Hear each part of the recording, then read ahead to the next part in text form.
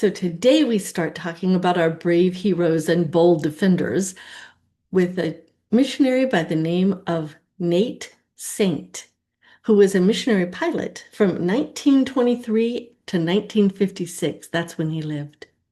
Nate Saint jokingly referred to himself as a grease monkey for the Lord. He grew up in a family of committed to Christian missions, and he enjoyed his first airplane flight when he was only 7 and took flying lessons in high school.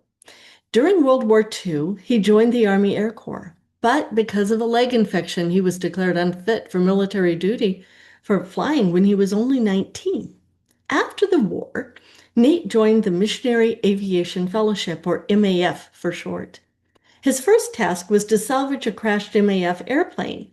He used his mechanical ingenuity to repair the plane and fly it out of a Mexican jungle. After attending Wheaton College, Nate married Marjorie Ferris in 1948, and they moved to Ecuador. Nate invented many gadgets used by missionary pilots today, including the dual injection engine and the bucket drop. He used this technique to deliver gifts to the Wanori tribe, hoping to make friendly contact.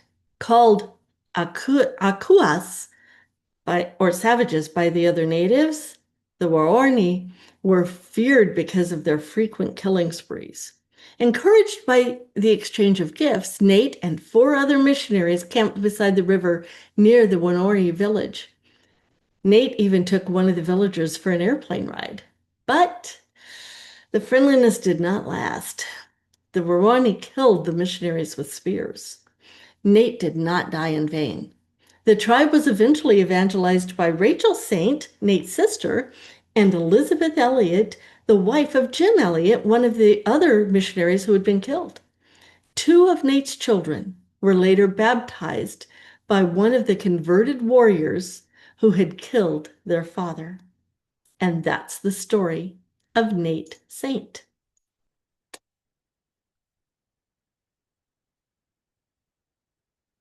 Next is the story of Jesse Bushyhead. Jesse was a Cherokee preacher that lived from 1804 to 1844. Born in a small Cherokee settlement in Tennessee, Jesse Bushyhead was educated at the Candy Creek Mission School. His Cherokee name was Unadati. He accepted Christ at the age of 26 and was later ordained as a Baptist minister. He served as an interpreter for Reverend Evan Jones, a missionary from Wales who ministered among the Cherokee for more than 50 years.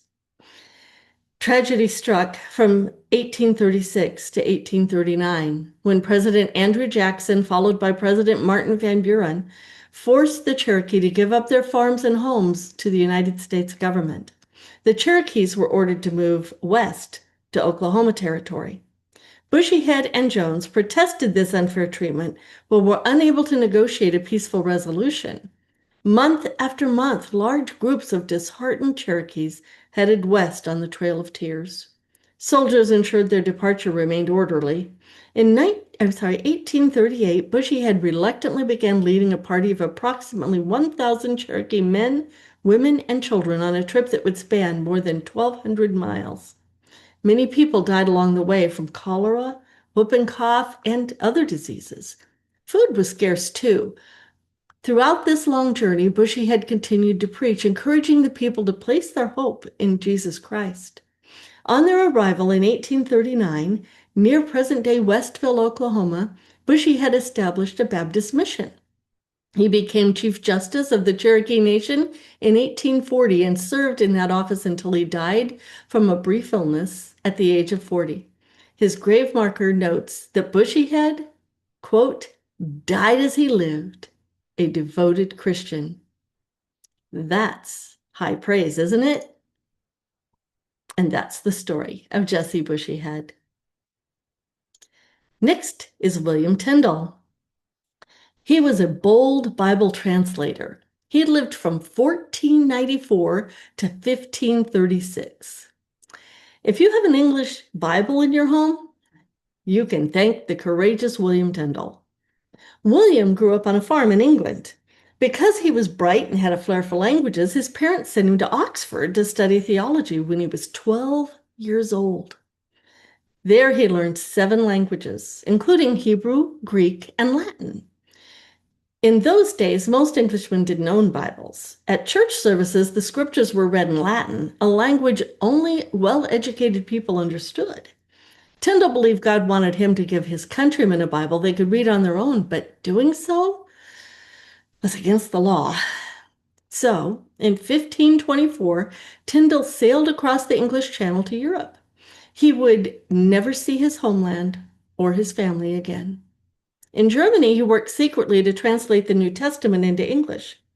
A sympathetic printer produced 6,000 copies, which were smuggled into England, sometimes hidden at the bottom of flour barrels.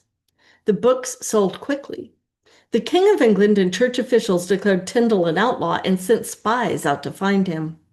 Betrayed by a friend, Tyndale was arrested and imprisoned in a castle dungeon. He was eventually hanged and his body was burned.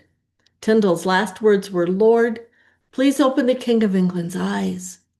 Not long afterwards, King Henry VIII saw a copy of Tyndale's New Testament and permitted English language Bibles to be printed and sold throughout England. God had answered Tyndale's final prayer. And that's the story of William Tyndale, which leads us to our final story for today, the story of Richard Allen. Now, Richard Allen was a megachurch minister. But what's interesting about that is he was a megachurch minister before most people had ever heard of a megachurch. He lived from 1760 to 1831. That means he died almost 200 years ago. Richard Allen grew up as a slave on a Delaware plantation. He taught himself to read and write. No one imagined he'd become a famous preacher and the founder of the African Methodist Episcopal Church, called the AME. At age 17, Richard attended a revival at a nearby Methodist church. He accepted Christ as his Savior and he began preaching on the plantation. One of his earliest converts was his owner, Stokely Sturgis, who was so impressed with Richard's abilities, he allowed him to work for others to earn enough money to buy his own freedom. Sturgis eventually allowed other slaves to do the same. Richard became a circuit rider, preaching at Methodist churches in Delaware and surrounding states. Prominent white leaders were impressed. In fact, in Philadelphia, he attended St. George Methodist Church. His leadership at prayer meetings soon attracted many African Americans, but racial tensions increased when they were told to sit along the walls and not in the pews. Incidents like this prompted Richard to open his own church where African Americans could worship with dignity. Together with his friend Absalom Jones, Richard bought a blacksmith building and opened the doors to the first AME church. Richard's first wife died from illness. He had 6 children with his second wife, Sarah, who helped operate a station on the Underground Railroad for escaping slaves. Together, Richard and Sarah oversaw the rapid growth of their congregation to an incredible 7,500 people in the 1820s. Today, AME congregations are located in 39 countries on 5 continents. And that's our final story for today. We'll have some more next time. I hope you enjoyed these stories, and I hope you're figuring out how you're going to be a brave hero or a bold defender for God in your life.